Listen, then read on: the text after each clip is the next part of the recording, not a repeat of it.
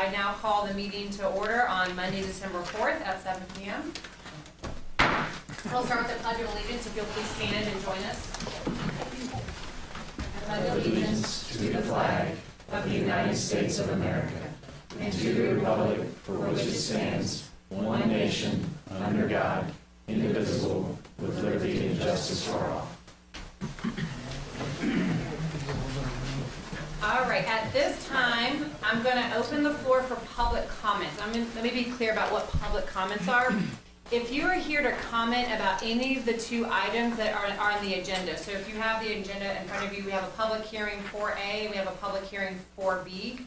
If you're here for that, we will open the floor for comments for those public hearings at that time. If you are here, though, to share anything else that you want to mention not related to the public hearings, now would be the time that you could come to the podium. Please state your name and address and share your public comment. You have about 5 minutes. Again, anything not related to one of the public hearings.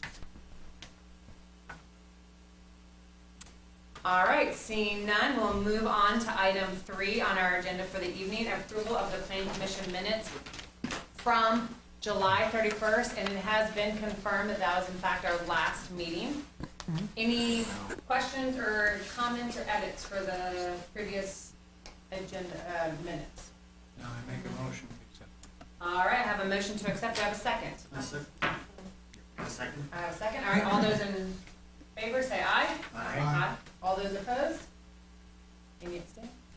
With that, the minutes are approved from July 31st. All right, we will head on to our public hearing, and I just want to let folks know how this is going to work this evening. So since we have 2 public hearings on the agenda for tonight, the first one, I'll read it off here in a moment. We will open the floor after I read it first for our staff to share a staff report. I'll then open the floor for any comments. We ask that you limit your comments to about 5 minutes, and that's just to allow folks to have enough time to speak tonight. If someone has already said what you want to say, you're welcome to come up to the podium and say that you reiterate it or you want to reaffirm what they've said. And then we will close the public comments. We as a Planning Commission will not discuss at that time. We will then move on to the next hearing, so 4B. At that point in time, we'll then open again. I'll read it. We'll hear staff comments. We'll have public comments. We will then close discussion. At that point in time, I will then look to the Planning Commission and open up discussion to go back to 4A. So we will hear public comments for both 4A and 4B before we as a Planning Commission have a conversation. So I want to make sure just so you can plan your evening accordingly on how the conversation is going to go tonight. All right, so with that, I'm going to read first our public hearing 4A, conditional use permit request by trustees of Blacksburg Church of Christ Mission and Cole Birch Properties, LLC, property owners, and Carter Machinery Company, Incorporated, applicant, to allow for machinery and equipment sales, service, and storage, and for a contractor's equipment storage yard, and for rental of equipment commonly used by contractors on approximately 5.81 acres located south of Roanoke Street and west of Simmons Road, southeast. Also addressed at 2091 and 2095 Roanoke Street, including several vacant parcels which are identified on the agenda. The property is designated as mixed use with buffer residential business on the future land use map of the 2013 Christiansburg Comprehensive Plan. So at this time, I'd love to hear from staff on anything you think we should know before we open the floor. Yeah, of course. Good evening, commissioners. It's nice seeing you all again. It has been a while. Just to give a little bit of background, the applicant is a machinery equipment dealership based out of Salem, and this proposed site will provide equipment rentals with no major repairs being done on site. The property is located on Roanoke Street next to the Park and Ride, with surrounding uses that include various retail, a self-storage facility, and some single-family housing. There was also an associated vacation of Alma Street that was a 40-foot right-of-way that started at the Park and Ride and connected to Simmons Road that was approved by Town Council back in September. And regarding conditions, the applicant has proposed several that you can find in the report that include staff markups as well as an additional suggested condition that the applicant preserve the existing wooded buffer area along Geneva Street. And lastly, staff has received some public comments that express concern over the proposed location.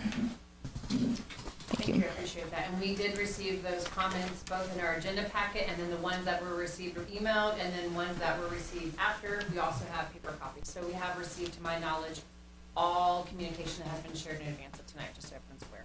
At this time, I'll open the floor. If anyone wants to, if you could just state your name and address, please. Sure. My name is Max Wiegard. My address is 4968 Wing Commander Drive in Roanoke, Virginia. I'm an attorney with the Miles and Stockbridge Law Firm.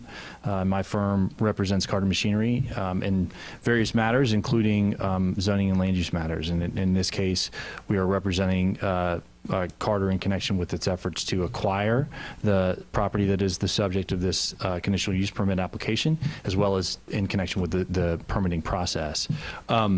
As I said to the town council when we were here in September for the Alma Street vacation proceeding, that was step one in a two-step process. This is step two. And so it's a pleasure to speak with you tonight and to talk to you about Carter Machinery's plans for this particular property and their plans to become a member of the Christiansburg business community, which there are some in the company think is long overdue. I'm here tonight. I'm joined tonight by Carter Berkey, who is the facilities manager for Carter Machinery, and Steve Simonis is also here. He's a member of the design team at Balzer that's worked with Carter on this project. He's actually, I think, also here for the next item on the agenda, but he's here nonetheless in case you all have technical questions. Just to clarify exactly what is going on here, I'm the attorney, so I'll speak a little bit about the process and what we're trying to accomplish legally, but also give you a little bit of general comments about what the proposed use of the project or the property, the scope and nature of the proposed use of the property. Carter can fill in any blanks and correct any inaccuracies in my statements, as I know he will. Carter Machinery is proposing to redevelop what we think and suspect you all will agree is a significantly dilapidated and blighted piece of property that has been underutilized for a significant period of time, and yet is really, from our client's perspective, an ideal location for its proposed use. The nature of that use is as a equipment and machinery rental facility, which is distinguishable from what you may have seen in other locales throughout the state, where Carter has a larger scale, larger scope sales and service facility, such as in Salem, in Mechanicsville off of 295 in the Richmond area. And this is essentially part of a broader project of acquiring and developing rental facilities throughout its footprint in Virginia, Maryland, and Delaware, and parts of West Virginia, and will fill a gap in its service and coverage on the rental side of things between its facility to the north in Salem, its facility to the south in Abingdon, and its facility to the west in I guess Princeton, West Virginia. But just to clarify, this is a rental facility, and the size and scope of the equipment that would be rented is not the full-scale earth-moving equipment you see in road construction projects and the like. That said, the application that was filed is seeking a conditional use permit authorizing, I guess there's three different use definitions that we've included in the application. Those roughly approximate, in our view, the proposed scope and nature of the use that Carter intends to put the property to, which are uses contemplated in the B3 General Business District by conditional use permit under the town zoning ordinance. We think that this, again, is an ideal location for this particular use. We think that a redevelopment of the property would be an improvement. The plan is to redevelop and rehab the existing structures located on the property, as well as resurface and prepare the parking areas for equipment storage, as well as installing landscaping, fencing, screening fencing, and the landscape buffer along Simmons and the southeast corner of the property where there are single-family residences adjacent to it. They also plan to leave the existing wooded buffer area located between the property and Geneva Street in place. We have proposed certain conditions. We have seen staff's proposed modifications to our conditions as well as the additional conditions, and we are totally supportive and in agreement with those changes.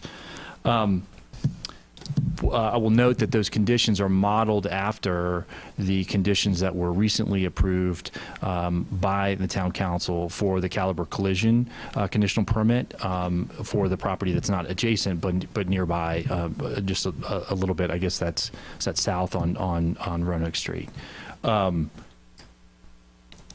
That's why we're here. That's what we hope you will share our vision for this property and agree that the redevelopment and future use of the property as a Carter facility, as a rental facility, is a positive change for the property. I will say that there are many employees at Carter Machinery that are very excited that it will have a presence in the New River Valley, and particularly in Christiansburg, and are very enthusiastic to become a member of this business community and the community at large. With all of that being said, I'd be happy to answer any questions that you may have about the application, about the scope and nature of the proposed use. And I understand that there were a number of comments made and submitted in advance of this meeting, and we'd be happy to address those and any other comments that are made today. Okay, thank you. Anyone else who would like to address the Planning Commission and share any comments you might have?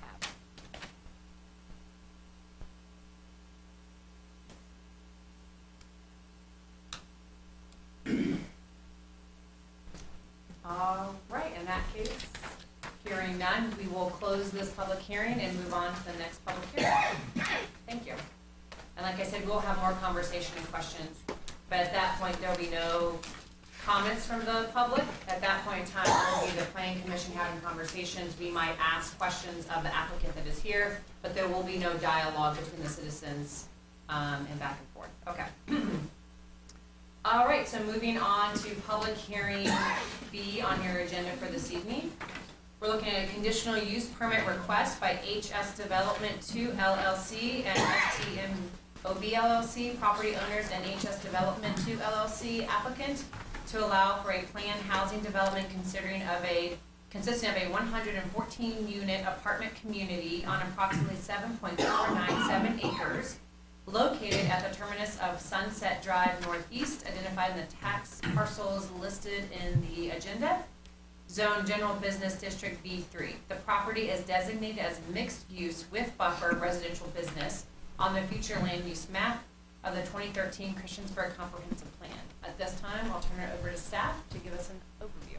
Yeah, so to provide some background on the location for the proposed planned housing development, it's situated between North Franklin and the 460 bypass near a daycare center and a senior living facility, and is located next to the Verge, which is currently under the plan review process. Back in 2019, part of the property was approved for 96 units with a density of 16.8 units per acre, and the proposed density for this project is 14.91 units per acre. Some highlights from this proposal include a deviation from the standard unit count of 12 in a singular building, with a max proposed being 30, and a decrease in setbacks from 15 feet to 13.5 feet. Traffic has been brought up as a potential issue, especially with this proposed complex and the Verge going in the same area, but nothing has been confirmed with the applicant or VDOT yet. And staff has also received some public comment over potential concerns of traffic while the project is being developed and afterwards as well. Regarding conditions, the applicant has proposed 2 conditions, which include the project will be developed in general conformance with the master plan, and the approved CUP will only be for the specific residential use. Thank you very much. All All right, at this time, I'm gonna open the floor for any comments related to this public hearing. You'll just state your name and address for us, please.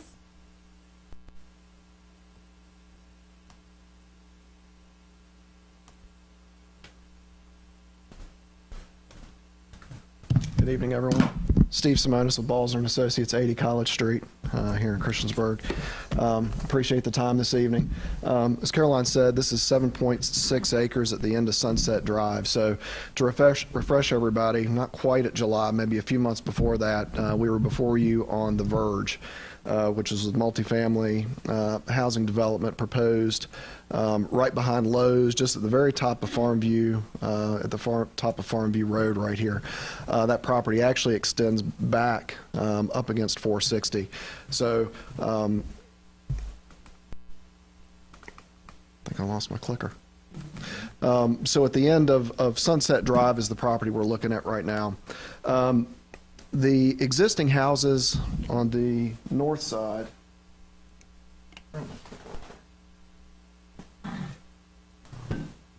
always carry a spare. All right. So these two houses right here have been vacated for a while. This property is the property that Caroline was mentioning that was in 2019 previously approved for conditional use permit for multifamily. Since then, the folks in this house have moved on, and this property is now part of the overall development.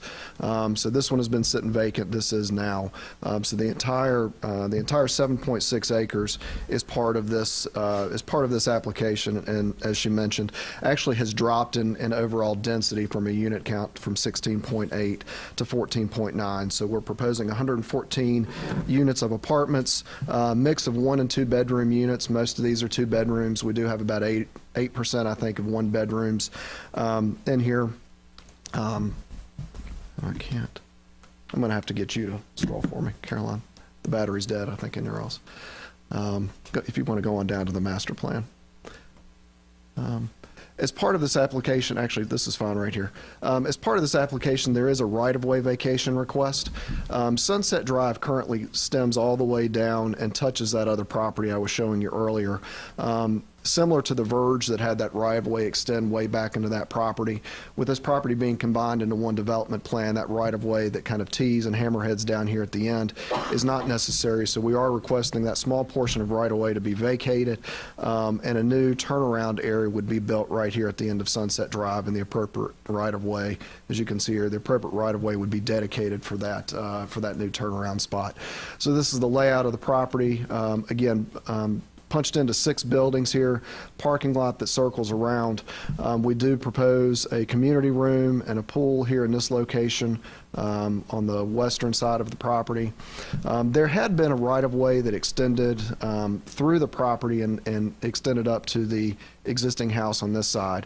When the 460 bypass and the off-ramps were put in, that was vacated, and Sunset Drive became the main access point into these properties. So again, you'll see the buildings here. As she mentioned, we do have 2 variances, exceptions, whatever you want to call them, from the normal apartment development standards, which is, as you all know, the town's code says no more than 12 units in a building. You've seen this a lot in the developments that have happened over the last few years. From a cost standpoint, it makes a lot more sense to not build a standard 12-unit garage or garden style apartment. So we try to pick up additional units. So we've got additional units in these buildings here. We have one 12-unit here and a 12-unit on this side. We've got 2 18s, a 24 and a 30-unit building right here. The second one was the setback that she mentioned.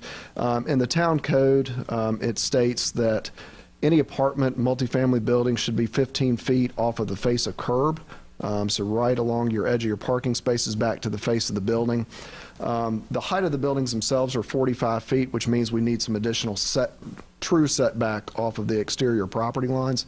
So what that did is it pushed us to about 13.5 feet in this area as opposed to the 15 that's required. So it's a 1.5 foot difference.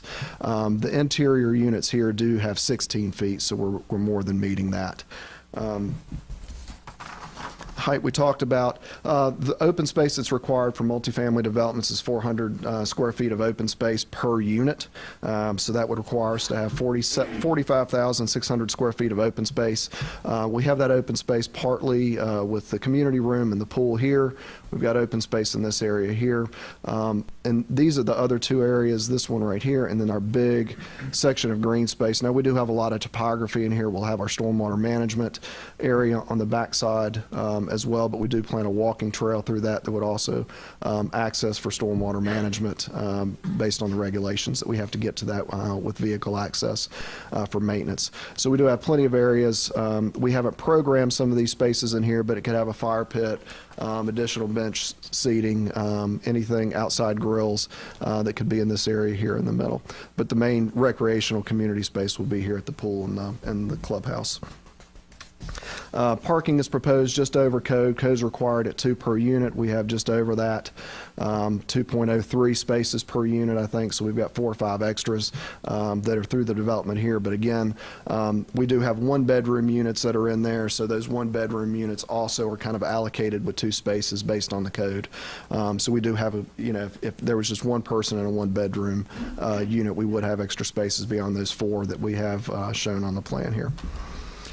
There is one just access into the site right now, as we mentioned, which is Sunset. Ties into Farmview and then hits into Franklin Street right here. I'm going to talk about the traffic comment here in just a minute. Water and sewer is accessible off of Franklin Street. We have had some conversations with the town engineering staff last week. They're providing some additional documentation on the water. We have fire hydrants located in several locations throughout the site and have run fire truck access around through the site to be sure that emergency vehicles can get through the site as currently designed. Management company will handle all the exterior improvements of the building, the grounds, the stormwater management, the parking. Stormwater management itself, I mentioned it earlier, very similar to the Verge. If you all remember, we talked about that being kind of the crest of the hill up here at the top. On the right side, it drains back to the Roanoke River. On the left side, it drains to the New River. So we're similar here. So that high point kind of runs back down through the site. So a lot of this portion, the portion of the site here on the east will drain back down into 460. This piece will drain back into Franklin. So you can see we've got 2 areas for stormwater management to catch both drainage sheds. We included, and I won't go into it, but included the information from the comprehensive plan as we always do. Again, this is in the mall UDA, so UDA areas are where additional growth, residential and commercial, is encouraged in town. So we feel this certainly meets the ideas of the comprehensive plan. And the last piece I'll speak about is the traffic. I was here at the end of last week meeting with Andrew and Mike Kelly and Devin on a couple other projects, and they brought up the question about the traffic. During the Verge rezoning, we were requested by staff to do a traffic study. So we had Ramey Kemp, that's a traffic consultant out of Richmond, do this study for us. What that looked at was the impacts of the Verge to Caroline, would you mind maybe just going back to one of the existing conditions, or maybe the first one? There, might give us a little bit, but yeah, thank you. So what we were asked to look at is the intersection right here to see if any turn lanes were required for Farmview, and then to check pedestrian access, if you all remember that conversation, as far as people trying to cross Franklin Street right there. With the Verge, we had 2 ways out. We had Farmview and the other access drive that goes down between Bojangles and Aldi. So that split the traffic percentages up. What that study found, the results were basically there were no turn lanes that were required on Farmview with the development of this property up here, and that if we were to put improvements for pedestrian access across Franklin Street, it would extend the signal timing. So VDOT's main concern is making sure people can get up and down Franklin quick. So that's their main focus. The side streets, take a secondary step behind that. So in order to get pedestrians safely across this intersection right here, it would have added about 30 seconds to that cycle, because you got to get across 7 lanes of traffic. So Our traffic consultant's recommendation was not to do any improvements to this. We did have follow-up with staff and VDOT at the time. And I don't know, Andrew, if you've got any updates, but I know VDOT is working on a Franklin Street improvement plan that would include some pedestrian crossing connections, but further down, or further north, I'm saying, towards the mall. So what we've done is we've gone back, I spoke with our traffic consultant Friday afternoon. They haven't been able to run any new numbers, but what they did share with me is we included in our documentation the trip generation that would come from this development. I've got it written down here. Let me get back, find that page. Let's see. So that study showed the full 2026 build out. So that means the build out of the Verge, and then they projected a 2.25% growth factor annually over the next 3 years. So they were including some additional growth to use this intersection. When we did the trip generation for this project right here and added those peak trips, and we've talked about this before, we've got our daily trips that over the course of the full day, which are like 768, and this was all included in your information. And then we break it down to the peak hour trips. And those peak hour trips are then split down into traffic coming into the project and going out. So what we looked at and ran through these numbers today, at the end of the Ramey Kemp traffic report, it said, the report also notes that future traffic volumes are not expected to exceed over 100 vehicles during both peak hours, so that's AM and PM, and can be accommodated with the current lane configuration and signal timing. So what does that mean? That with the additional growth that they had projected, as well as whatever may happen up here, they didn't see any impact at all for up to 100 vehicles, and then would, take a look at this again. When we add in our projected traffic with this development, we don't cross over that 100 vehicle threshold. I know that was a lot of words, and I'm not sure if any of it made sense. But basically, they set a 100 vehicle threshold that didn't see any concern for traffic movements to being able to continue with the movement that's out there and the lane configurations that are there. So with the AM and PM peak movements that are coming out of the site to hit that intersection and turn right, straight, or left, we're still within that 100 vehicle threshold. With that, as Caroline mentioned, we did have two conditions we had offered, and I believe they're in agreement with those as well. We did see the letter from our neighbor here that has the daycare center, so we've read through that. I will show, actually, Caroline, just while I'm up here, if you can just scroll through the next couple slides for me, I'd appreciate it. We do have the floor plans that I believe were included for the units themselves. So again, you see some of the one-bedroom units here in the Type 5 building, and then 2 bedrooms. Most of the project is 2-bed units. And those are in the individual unit plans themselves. These we just received these actually this morning from the architect. He's actually on vacation and trying to work to get some images for us. So those were provided to us this morning. So that's the facade of this building right here, which I think is building 3. So that's looking from the off ramp here. The next one down is looking from the parking lot, and then you've got one view from the side. And at the very last slide, Caroline, if you'd go back down, this was the original plan that was approved in 2019. So again, 8 buildings in this one on a smaller piece of property. And the one concern that was brought up by our neighbor here was construction close by to the school. I just wanted to point out, the previous plan had an apartment building right beside it. Our current plan only has the small community room and the pool down in this area, and all of our residential units are further away. So we feel like the concept and the layout we have right now is much more respectful of that context right there between the 2 uses. And with that, I'd answer any questions Planning Commission has. Thank you, appreciate it. Thank you. Do we have other folks who would like to share any comments related to this public hearing? If so, please come forward, state your name and your address.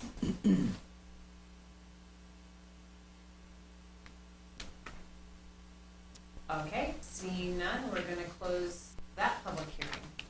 So at this time, we are going to go back up now and discuss the first public hearing that we talked about. And at this point in time, there'll be a conversation amongst the planning commission, staff, and any questions that we might have for staff or the applicant. So at this time, I'll ask if you have any comments to please hold them, because the discussion that you'll be witnessing will be amongst us. So at this time, I want to turn it open to the planning commission. What questions do you have for staff or the applicants?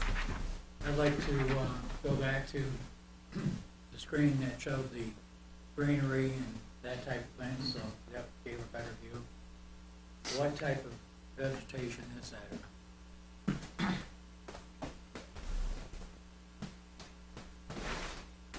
Yes, sir, that would be you. Didn't know if you were asking for the attorney or me. So the landscaping, so as you all may remember, when we worked on Caliber, we had a certain amount of landscape we were proposing, screening evergreen trees and deciduous trees. So we'd have a similar landscape buffer in this section of Simmons. And then everything here in the back, as Max was saying, was the existing vegetation that's there, so that would stay. And then we'd have the normal street trees and the trees that the town requires per their ordinance along this section of Roanoke Street. Is there any plans for that building? Yes. The exit. Tearing it down, hopefully? No, we're actually, so I've been working with the contractor, Price It, and we're gonna completely revamp the entire building, all new metal building panels, all new facade on the outside. As Max was stating, these rental stores that we're projecting, we're doing it all across our territory, and we're focusing on new branding and a market to be competitive with Sunbelt and United Rentals. So, I mean, we're planning on spending over $1 million in the building to renovate it and bring it up to current codes and a space that we can be proud of. Where would the storage portion be at that? Where were the storage portion? So there's an existing bays on the left side of the building, right here. And we have a storage portion here with additional bays through here, so that we would have access to come out for vehicles to come back out and return to the yard. Also, this back building will remain, and we're going to completely revamp that as well. And there's roll doors there for storage on the front side. And kind of further the conversation, just one thing I did want to point out is that these stores are for smaller rental equipment. I mean, we may have a couple bulldozers, really small ones, like a D1 through 3 to rent out, but I would say that 80 to 85% of this is skid steers, scissor lifts, even hand tools such as concrete saws and things of that nature. All of the large articulating trucks and large bulldozers are not something that we rent out to customers in this market. We offer that for heavy rents, the project, but not on this scale. So, And not housed there? and not house. Do you plan on housing other contractors' equipment or anything there? Or is it just your inventory? No, so this will be our inventory, and again, these stores are set up as like micro locations for us. When a contractor rents something, they bring it back, we do an inspection on it, we'll wash it, and then we'll put it back out in the field. Any type of large overhaul or renovations, we'll go back to, we'll change a light or something of that nature, but if we're rebuilding an engine or something, drastic, we're gonna send it to Salem or larger. So these are satellite locations that are really just turning the rental inventory in and out, cleaning it, storing it, that's all. The entrance is off of Roanoke Street itself in the front. So we have two entrances. We've got one here, which is one of the existing entrances, and then we also have a back door entrance there for if we need to get back in and out. There's been low void calculations done on the site, and a low void can get around here and actually come back out that front entrance. We do counsel on every development. A low void is a large trailer that hauls equipment. So it's a specific brand trailer it's one that the tractor trailer will pull in, they'll load the equipment on, and they'll back it up and lift the trailer up. Its trailer sits very low to the ground. So most equipment are contractors, probably not. I mean, we rent to homeowners, we're kind of trying to get in that market. This is, a little bit higher end stuff, and there's insurance requirements and things, I think. But, we also rent Makita, concrete saws and smaller hand tools as well that will be stationed here and probably stored in bulk, there at your building. Is there a new turn lane planned off of Roanoke Street, a new turn lane? I don't think we've gotten that far. Right now, no. That was one of the concerns from some of the residents about potential turn lane off of Roanoke Street to get into the property. I mean, right now, there's no, so our fence is here and here. So, right, there's a stacking condition that'll happen with Winterwood. So even if the facility's closed, we also offer, fobs and keypads on our gates, and most of our logistics drivers have. And there's also, if it's an internal Carter logistics driver, they have like a smart tag that will go through the gate and it'll automatically open. So, I'll also say that we had initial discussions both with the town and with VDOT about the proposal or the proposed use of the property, both in connection with I guess our efforts to obtain zoning approval, but also in connection with the discussions surrounding the Alma Street vacation application. And we understand that that VDOT is in the midst of a study of this section, this corridor of Roanoke Street. Is that accurate? And therefore, I think we were, at least at this point, understanding that the entrance off of Roanoke Street would be right in, right out, but we were not anticipating constructing a turn lane at that juncture based on those discussions with VDOT, at least at this point. we were also showing one of the turns existing entrances closed in, which didn't meet VDOT requirements due to proximity to the adjacent streets. Another comment from the public, they want to know if the lot will be paved or not. The lot, a portion of the lot will be paved, the portion that's actually shown in white, the rest of it will be gravel. Do y'all have you had a chance to look at the comments that have come in? Is there anything that y'all want to say in response to the comments that have been submitted? I mean, there's quite a few different comments or questions. Instead of going through them, I figure I'd just open it to you all I mean, first. Carter, would you mind using the mic just so that we're for This is working now. streaming? Yes, and the Yeah, I mean, we're excited to be part of the community. We're here to do it right. We're going to do, go through screenage and put in decorative fencing.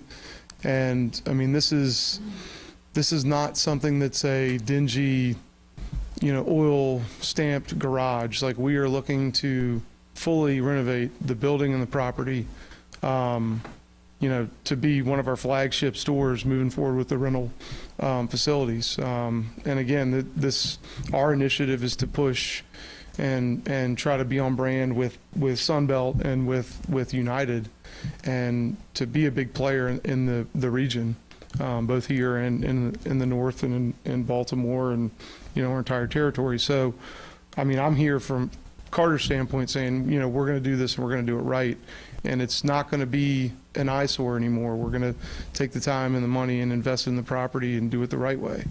So I think one thing that Steve, I think would be helpful would be imaging of what the outside's gonna look like, maybe photos of some of the stores that you might currently have that are similar. So we have a I guess a standard for all of our pop-up stores that we're working on, the 3D renderings, and we could send them over. So for our next meeting, I think that would be great, so we have an image Sure. of what, I know you're saying you're gonna do something really nice to it, but each one's different. I don't know. Right? I mean, we haven't done yet, but it might be better. I'm And I teasing. think the Yeah. neighbors would appreciate that too. Sure. To know like what have y'all done, what are you hoping to do?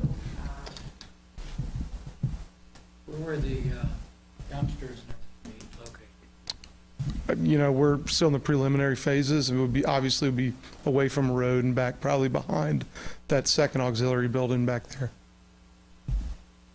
So the question on access, we approved the collision center. I think it's 15 acres over there on the right. I forgot how big it is. So we approved that, and we know that's going to increase traffic. And I'm curious, since we're allowing industrial or more business coming in for the collision place, would you have access through the parking ride, I mean, for your exit, or you're exclusively gonna be on Roanoke and Simmons? Right now, we're exclusively on Roanoke and Simmons. Yeah, I'm curious if there's a connector there. Yeah, during the original plans for the park and ride, you can kind of see an apron here Yeah. that was put in if this site developed as a standalone. Because this site, as it is today, if you walk out there and look at it, it was a separate parcel, is a separate parcel. It can have access off of Roanoke, and getting an access real close here was going to be a problem too originally. So this was the only access point. So no, they would not have direct access to the park and ride. There's also a significant grading difference between, yeah. There also is a little, they notched out the pavement here, because this is where the Alma Street right-of-way was and connected to Simmons. But as you know, as Carter's saying, there's a significant grade difference, and for a number of reasons, which we highlighted during the Alma Street vacation process, the existing right-of-way was more like this, and it basically cut up against the existing building. And when VDOT actually went through the process when it was constructing the park and ride of scoping out and designing and showing how an exit or alternate exit to Simmons from the park and ride would look, it would have required additional taking of property and additional, and it also was only, I think, 30 or 40 feet, I think 40 feet wide was the initial right of way. So yes, there conversations with VDOT about that and with the town about whether or not that connection would ever happen suggested that it was unlikely that it would. One of the concerns was about the hours of operation and the noise. I think if I recall, 7:30 a.m. to 7:30 p.m. Monday through Saturday. And being that you are close to residential, knowing the potential impact, especially on the Saturday morning, what was the rationale there? Is there any ability to flex the hours of operation? So it's probably more to 7 to 5. Again, this is not, this is not our standard tractor or track shop where you have high impact drills running and it's the noise volume. Yeah, there's going to be some, and there is diesel engines, but I mean, half of the product is scissor lifts, which are electric. So I mean, there's a multitude of different products that we offer, and our workflow too. Most of the time when guys start up in the shops, they kind of set their day up and have set ready lines for products to fix. But I mean, there could be a day where no impacts are running and someone's using screwdrivers to change light bulbs. It just depends on what was broken on the machine. And again, if it's something that's really drastic, we'll ship it back to Salem, and then fix it and then bring it back on site. Have you all thought about an 8 a.m. start date or later start date time, especially on a Saturday morning? I mean, 7 a.m., 7:30 a.m. on a Saturday morning. So, I mean, I can say that I know for a fact that during the weekdays it'd be 7. I mean, we're kind of flexing into this. It may not be open on Saturday for the first couple weeks. We can sit down and talk about all those times and all that. All I'm saying is that I don't feel like, and I'm around the equipment a lot. I'm over all the facilities, so West Virginia, Maryland, Delaware, and these rental stores, they're not noisy like the larger rebuild centers and the larger construction shops. So, and I appreciate that, and I appreciate your expertise, also knowing that the neighbors don't have that, and Sure. they don't know you, Sure. so they're not sure what they're gonna believe and follow what's in writing. absolutely. And so, just something to consider, especially if we're gonna meet next time and talk about that. So maybe even just if that's on the plate at all, to adjust your hours of operations, just not have an early start time. We'll certainly discuss it on our end. I think, just to be clear, our discussion about the hours of operation and suggesting, making the proposal related to the conditions, really focused on hours that would facilitate, to the extent that there's going to be contractors that are renting equipment, what are the hours where they're going to be working and preparing, if they're going to get out to a site to Right. get working, maybe, certainly on a weekday, maybe waiting till 8 or 9 in the morning is not going to suit them, right? And so, Picking up, my he Yeah. does. Yeah, earlier, yeah, But maintenance in the shop, maybe should not happen. Sure. sure.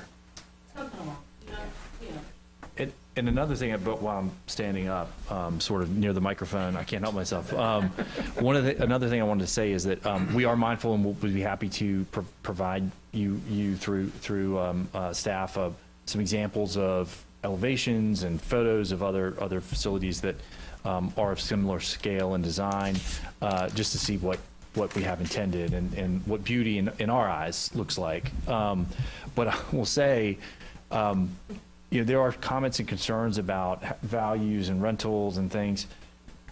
I mean, we've spent significant time out there at the property, and I can tell you that the final product is going to be clearly better than what's there now.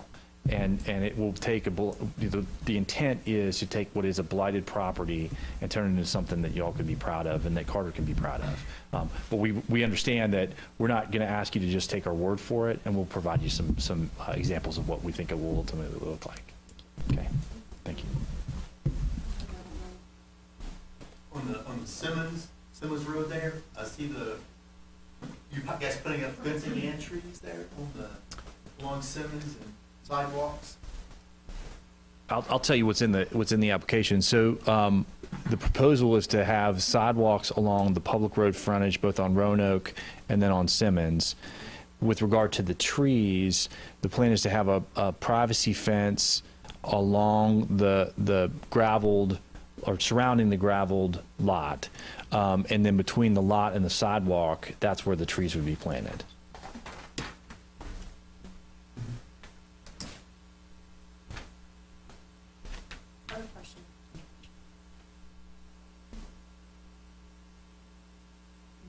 Questions that we feel like have not been addressed, based on the comments that we have received.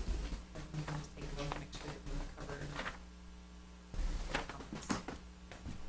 I'm just interested in looking at what it's gonna look like.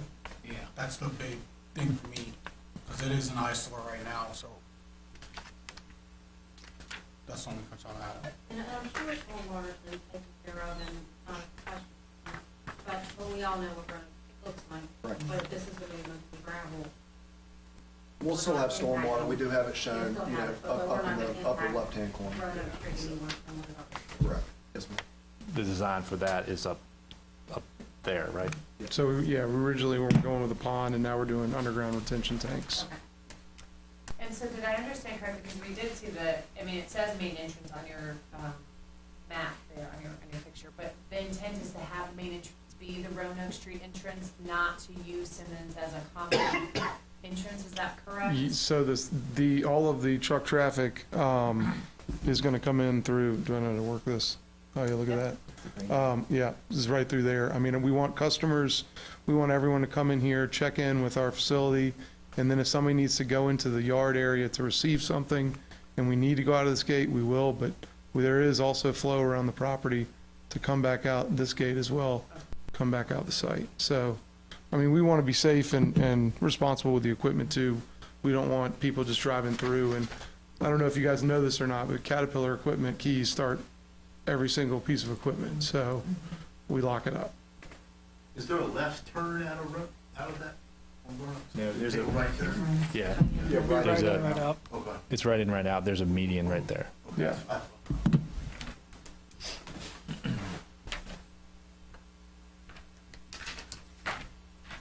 Planning Commission, anything else at this time? No, I agree that we want to see the photographs of what it's going to look like. Absolutely. I've been around a long time. I remember it was a Volkswagen dealership in 1970. It's the last time it looked really nice. All right, so if I'm understanding, Planning Commission, at this time, will not be taking any action unless I have a motion. We will be waiting until next meeting. We look forward to having more conversation, and that will be on Monday, December 18th. Correct. Perfect, got my date in my head right. So what that means for folks who are watching us online or who here in person today, what will happen is at the next meeting, we'll have more information, we might have some more questions. We look forward to hearing additional information you have to present to us. If you have any questions or comments based on what we have discussed today, the public hearing has been closed, but there will be a public comments time at the beginning of our December 18 meeting. So if you have anything you want to share for us to consider, that would be the time to do that. But at this time, we were going to move on from conversation about this public hearing, and we'll move on to the next piece of our agenda. So if you do not want to stay, you're welcome to adjourn. We will be here, but thank you for your time. Thanks for coming out. Thank you. Thank you for the responses. Yeah, yes, sir. Thank you, guys.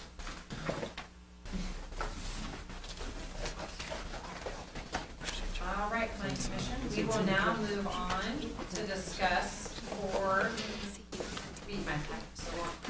4B regarding the conditional use permit for the apartment complex there at Sunset Drive.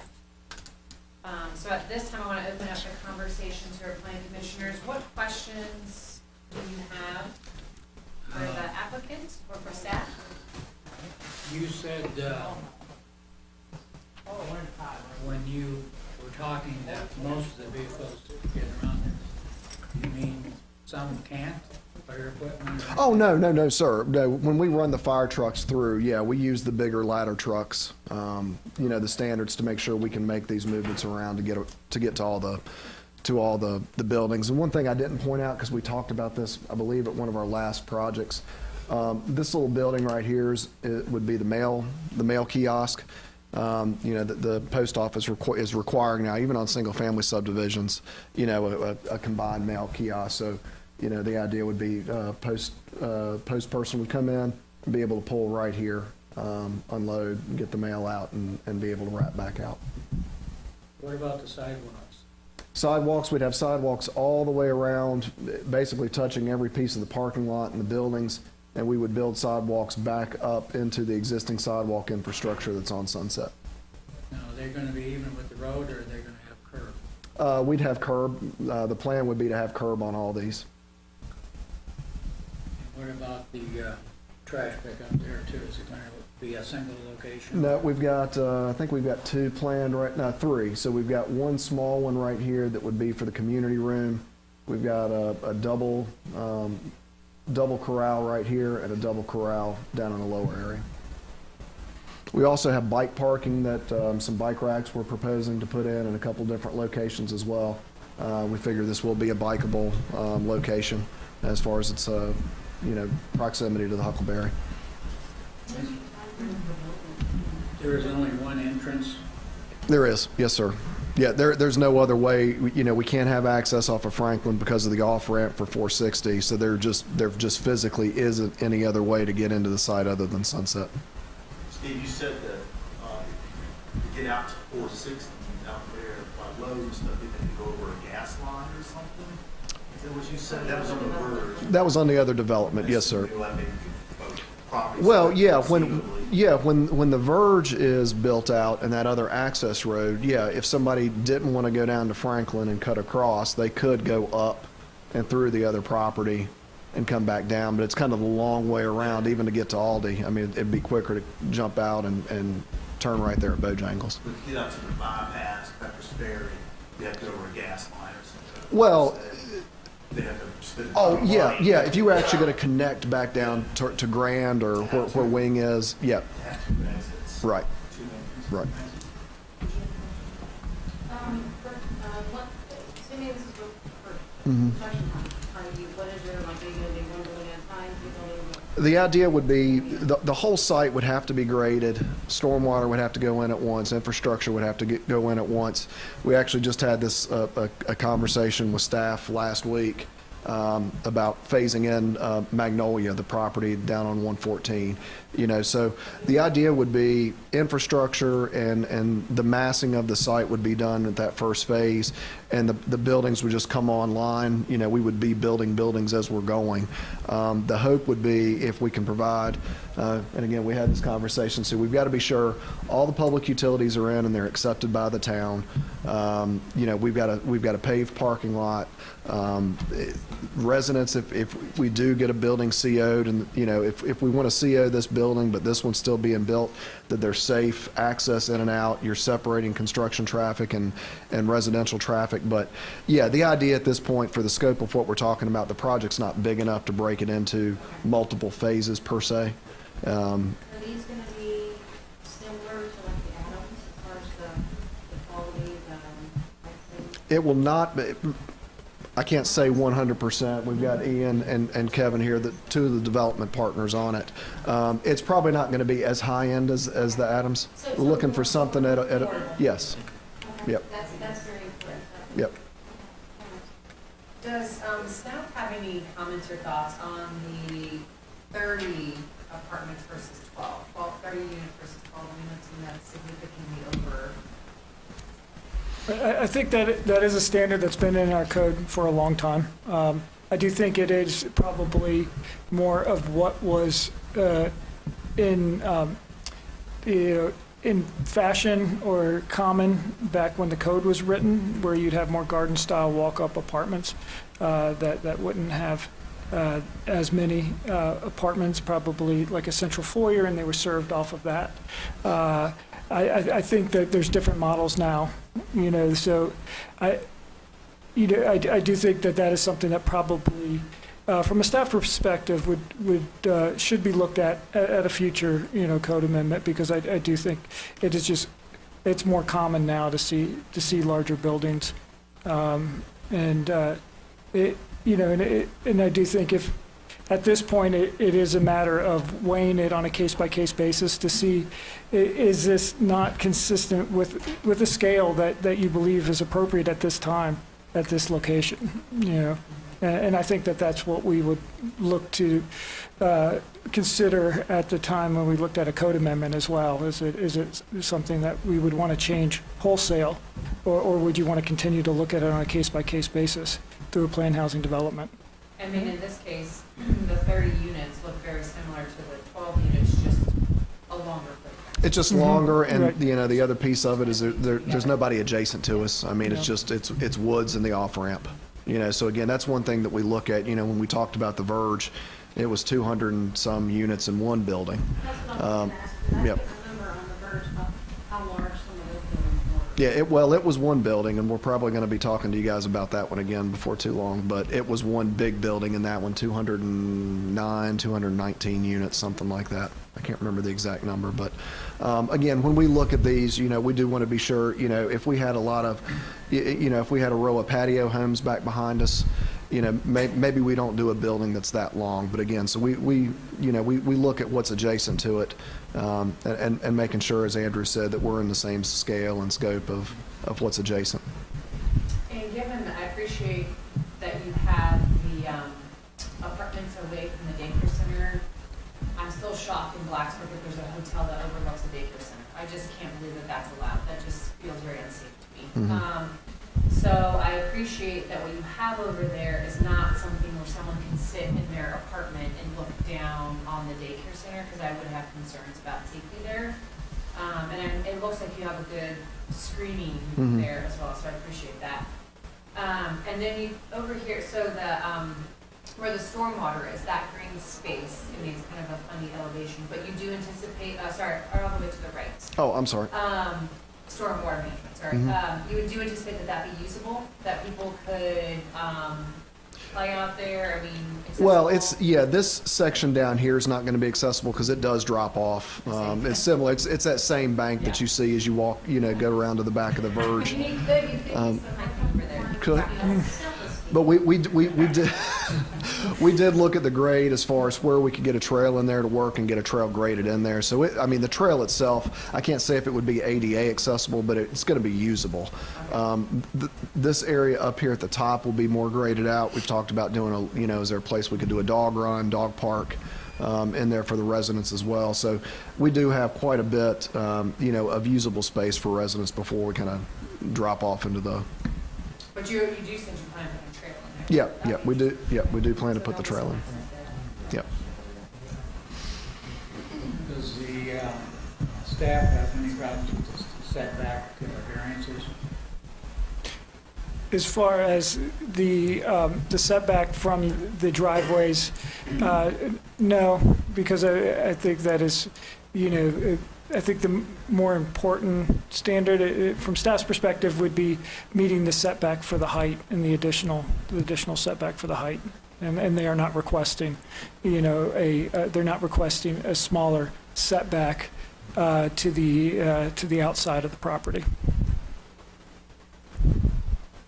That's a real bummer though about the pedestrian access across that street. I mean, access to the stores there, to the Huckleberry, what's the? There is some additional information, but basically that I can share, and I'll be able to provide additional information just in the corridor as, in the next few months, but VDOT has looked at that further and is considering a project there for pedestrian signals. It would probably need a refuge, and it would probably be two different signals to try to offset what would be the delay and the north-south traffic that we really want to keep, so many vehicles moving up and down North Franklin.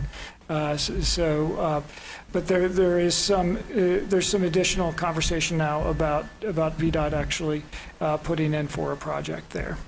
In addition to other pedestrian improvements in the North Franklin corridor. That'd be great, because you're talking about a one or two, but you're just asking for people who either don't have cars or want to use limited vehicles. That would be a prime spot to live, to access a lot of stuff without a vehicle. So if there's some way to build that connection in the near future, I think that would be a really great marketing for this apartment complex, and get some cars off the road. People could get around by foot or bicycle, which they can use the bicycle and stuff up there. But planning commissioners, any other questions or comments you want to share? Do you folks have desire to make a motion tonight, or do you need more time to think? I don't know. All right, in that case, can I get a motion from someone? And just before I get a motion, I just want to clarify the conditions that you are Thank you, appreciate that. considering. Yeah, which I think was pretty clear in the staff report if you're supportive of those. Can you pull those up? I'm pulling them up. A big file. And it's slow for my computer to think.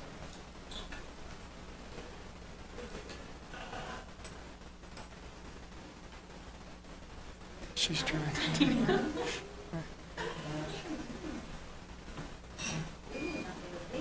We'll have some informal mediation. Yeah, if you pull that up, my computer's not reading the conditions. And would you make that bigger or read that to me? My vision will not see that far.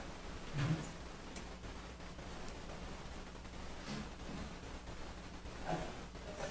I can kind of see that. Thank you. So let's see, condition 1, the project will be developed in general conformance with the master plan submitted dated November 5th, 2023. I will say there was a slight difference, I think, given what you presented to what I had, but I think it was just the pool and the clubhouse. I don't know if there were any other. We've got an updated date in the package that we submitted towards the end of the week. Yeah, we had, initially we were trying to see if there was a way that we could phase in the clubhouse and the pool based on some financing we were looking to do through VHDA to get some more affordable units. But we talked to staff, and we thought that might be a concern, so we did want to go ahead and just add those in as part of the condition plan. And what's the date then? It would have been December 1st, so it would have been last Friday. Yes. So we'll adjust that to December 1st.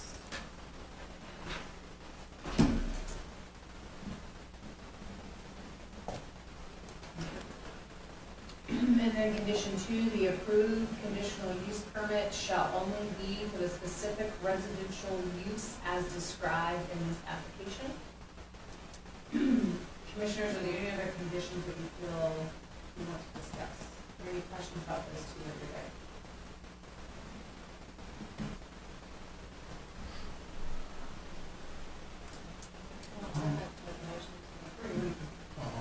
Okay.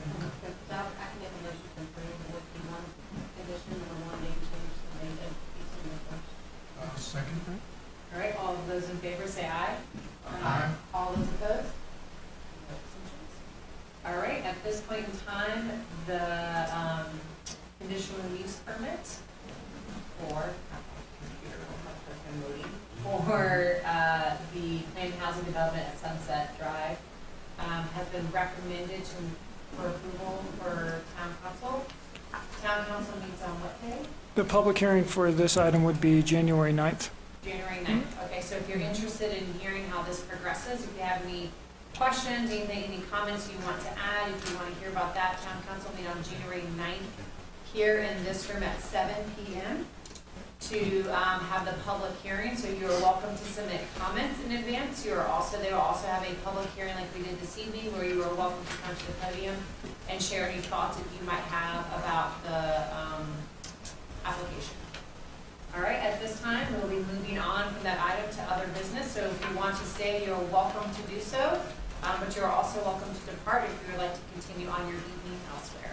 Thank you for your time. Thank you all.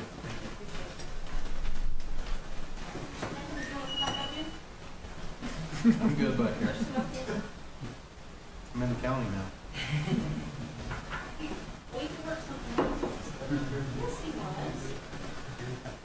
Adam told me everything. How do we do? Which is not a lot. At this, He's probably right. thanks. At this time, we'll move on to item 5, other business. Staff, is there anything for us? Wanted to let Planning Commission know that we do have a meeting that we will need to have on the 18th, December 18th, and that would be to discuss the item, the first item tonight. We also do anticipate 2 public hearings for the 18th as well. Oh, And on the 18th no, or January? not on the 18th. Okay, I apologize. January. Oh, so those would be January 16th.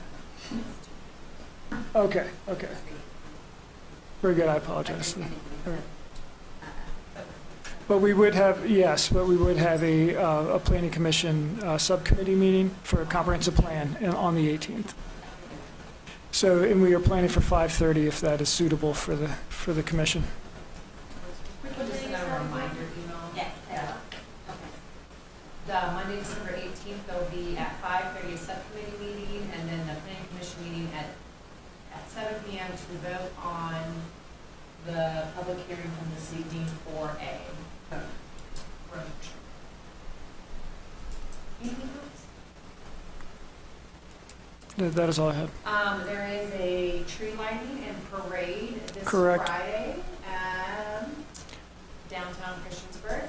So the market starts at about 4 o'clock on Hickok Street, and then they'll have the tree lighting at 6:50, and then the parade starts at 7. And it's a record number of entries this year, I think in the mid-90s. Yeah, so and that doesn't mean that it's just one float, because one entry could have multiple vehicles and a lot of people, and so it's going to be quite an event. And there'll be I believe there will be as part of the market. I haven't heard the final who will be there, but I know there has been in years past. And then Santa Claus is coming through town, December 11th through the 15th. That has been posted. Thank you, town. I invited my friends who don't have Santa Claus Yeah. coming to town. Yeah. Cool. I'll also say thank you to Santa, because where I'm located, my kids get to see him twice. Nice. Um, Yeah. And there is a winter wonderland as well for families on the rec center. No, that's on the 9th, so that's on Saturday, the following day from the parade. So lots of festive activities happening. Just for general information, St. Thomas Church right across the street is going to be giving hot chocolate and coffee Oh, great. at the parade, Oh, the St. Thomas, which one is that then? right across the street. Oh, right from here. Okay. Perfect. I like hot chocolate, especially with the chilly night. Anything else going on, folks, that we should know about? I guess I will remind Commission that at your meeting your first meeting in January would be your organizational meeting, and to have elections as well. So. And are we interested in marketing, or is marketing happening for more planning commissioners? I mean, there's a part that y'all play, but there's a part that we should play too, and reach out Yes. to folks. If there is anyone that you would want to reach out or have me reach out to, please let me know. There are a couple of individuals that I know that town council is looking at asking and recruiting to put in an application. So commissioners, if you know of anyone in Christiansburg, please encourage them to consider and email Andrew. Is that the best point of contact? Yeah, that'd be great. Anything else, commissioners? Well, no Happy New Year yet. We shall see each other on December 18th. If you do not plan to be here, if you could email in advance, just so we know if we can have a quorum or not. Does anyone know at this time if they plan to be out of town or unavailable? I will be here. Okay. Okay, perfect. All right, well, thank you. That concludes our evening.